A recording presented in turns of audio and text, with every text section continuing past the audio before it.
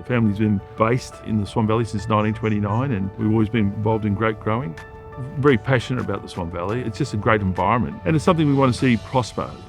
It's unique. Only Perth and Vienna actually have vineyards in the actual city limits and we tend to take it for granted, but you've got this great agricultural area of vines and vineyards and chocolate factories, distilleries, etc., literally in the metropolitan area. The lesson we learnt from lockdown is revitalised. In the space of 4 days, we converted our cafe into setting up Swan Valley Markets, which is a gourmet food providor type store where the cafe was. And the response from the local community actually has been fantastic.